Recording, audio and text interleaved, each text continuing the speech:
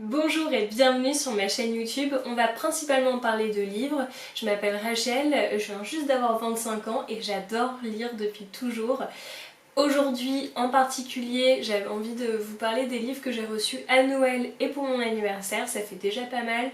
Pour la plupart, je les avais un petit peu demandés et pour les autres, c'est des personnes qui me connaissent vraiment très bien qui me les ont offerts selon leurs propres opinions. Le premier livre, c'est Le Chant des Revenants de Jasmine Ward aux éditions 10-18. Il a gagné d'ailleurs le prix des libraires sélection 2020 de la maison d'édition, mais aussi et surtout le National Book Award.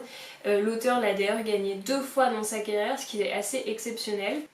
Ce livre nous parle en particulier de l'injustice raciale et sociale aux États-Unis. On y suit Jojo qui a 13 ans avec une petite sœur.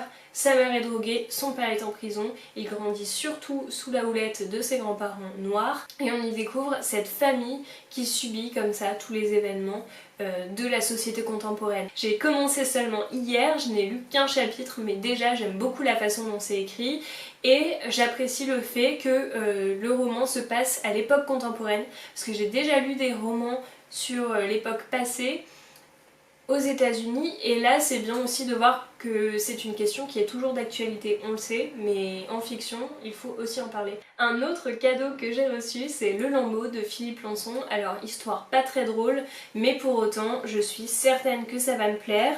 Il a remporté le prix Femina, le prix spécial du jury Renaudot. Et en fait, Philippe Lançon, l'auteur, est écrivain et journaliste. Il travaillait pour Charlie Hebdo notamment lorsque les attentats se sont produits. Lui a été gravement blessé au visage et il a dû subir des mois et des mois de reconstruction faciale qui sont aussi pour lui des reconstructions mentales et psychologiques. A posteriori, on revient sur tous ces événements avec lui et il nous raconte avec beaucoup de distance ce qu'il s'est passé dans sa vie, comment cette page s'est tournée pour lui. Un roman qui paraît très émouvant et apparemment extrêmement bien écrit. J'ai vraiment très hâte de le commencer, mais je pense que de toute façon c'est le cas pour tous les livres que je vais vous présenter aujourd'hui. Cette fois-ci un roman qui n'est pas du tout contemporain mais un bon classique, La Fortune des Rougon de Zola. C'est le premier roman de sa série Les Rougon-Macquart que j'ai envie de vraiment commencer car je n'ai lu que La Bête humaine et j'ai un peu commencé Germinal mais sans le poursuivre. Je connais quand même Zola pour l'avoir étudié et je sais que je vais beaucoup apprécier cette étude ultra précise de la société et de cette classe populaire qui m'intéresse énormément, que ce soit dans les siècles passés ou à l'époque contemporaine. J'ai hâte aussi de le commencer.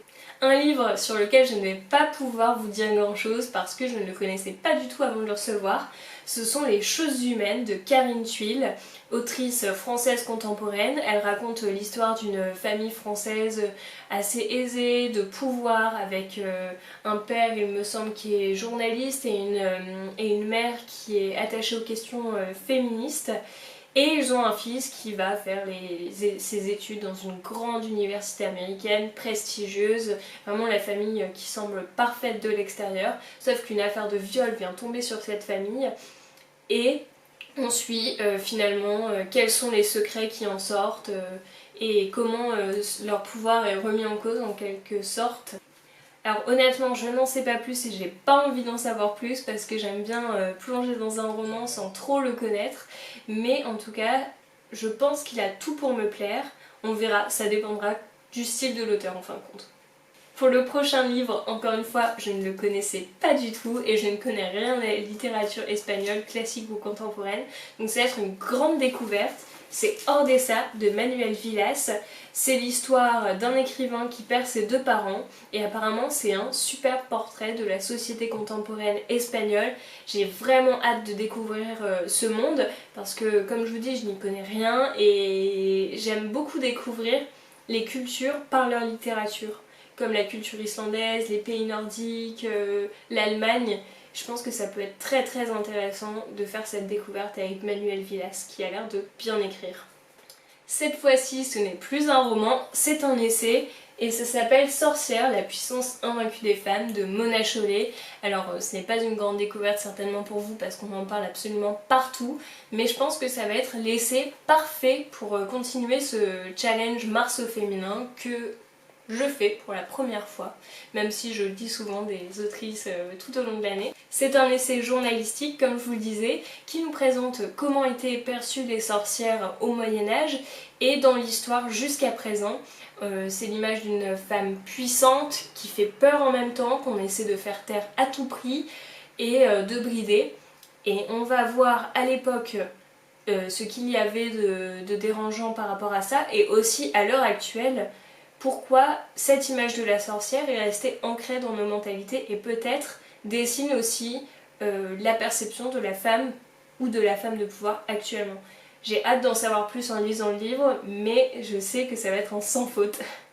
Avant-dernier livre, je sais que ça va être un succès sans aucun doute, c'est le tome 2 de Millennium, écrit par Stieg Larsson, la fille qui rêvait d'un bidon d'essence et d'une allumette. J'ai super hâte de lire ce tome 2 parce que j'avais dévoré le tome 1.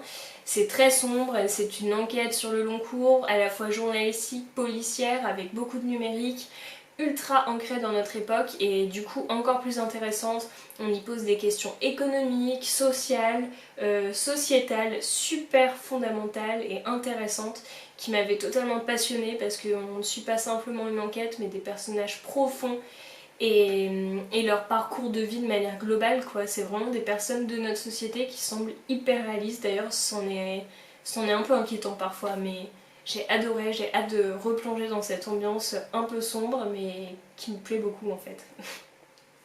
Le dernier livre que j'ai à vous présenter, archi connu encore une fois, c'est Sapiens, une brève histoire de l'humanité de Yuval Noah Harari.